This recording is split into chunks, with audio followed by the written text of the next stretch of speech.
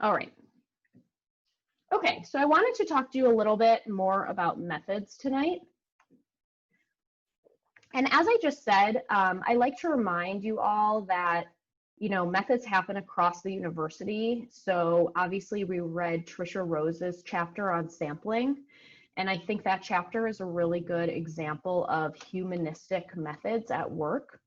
So she only makes qualitative theoretical claims, right? She's making an argument that hip hop's sampling practices are connected to Afro-diasporic principles of sound organization. Those might actually be some of her words. And she proves that by just weaving together theories, weaving together interviews, right? But other scholars that we've read, like Elaine Richardson, when she analyzes the Outkast song, she does a really systematic critical discourse analysis that my guess is that it involved a spreadsheet. So she probably put those lyrics into a spreadsheet and systematically analyzed them for their AV features, their Southern AV features, and also probably made notes with timestamps, about the video itself that she's analyzing, right? And so there's layers of systematicity that you can bring to an analysis, but it's all analysis, it's all method. So these are some tweets that I pulled from Twitter this morning for you. I was actually reminded of some of your projects about this. So this is someone on Twitter talking about AV and actually referencing a lot of contextual knowledge about Twitter, about memes, about what's sometimes called Black Twitter, about African-American vernacular on Twitter, and about non-Black English speakers using that vernacular wrong on Twitter. So I just took a bunch of screenshots, as some of you might do if you were writing about social media. So the original tweet, the original tweet was this quoted tweet on the right, and this girl posts what looks like two selfies, and she says, "It be the waist for me." And I think that's probably a picture of herself before and after her waist trainer in the gym. And then a guy retweets that and writes, "Butchering AV got you talking like Mr. Krabs." And so then there are a bunch of responses that are all really playing with his tweet, right? We could say that they're signifying on his tweet. Some of them are really sexually explicit. Like it covered up one of the posts, but it was still a SpongeBob meme. So I didn't just crop it. Like I wanted to keep it in my data set.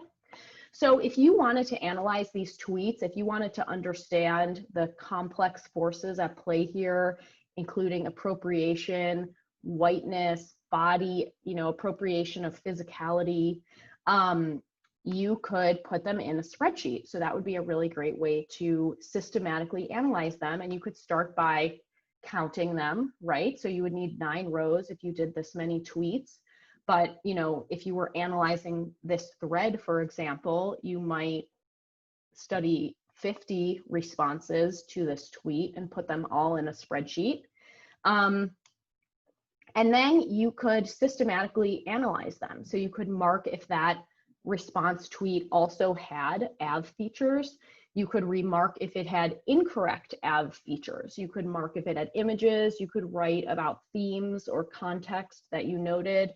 So when I look here, some of the things that I noticed is that some of the tweets got kind of sexy with it. Some were obscene. Some were kind of commenting favorably on this girl's body. Some were making fun of her. They were all kind of playing with this idea of SpongeBob AV.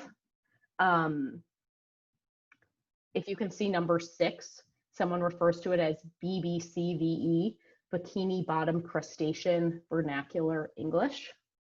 So you could ask a whole slew of interesting research questions about these data And you could start by systematically analyzing them. So if you wanted to do a critical discourse analysis like Elaine Richardson does, it probably would start with a table like this.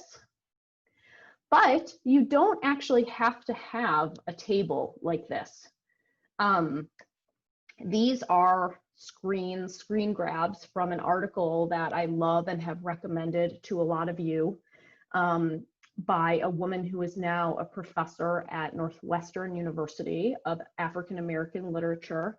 And I'm a really big fan of hers, Laura Jackson. But she has this article called The Blackness of Meme Movement that makes an argument that memes themselves, meme culture, is an extension and a distortion of Black culture. And this is a really beautiful article.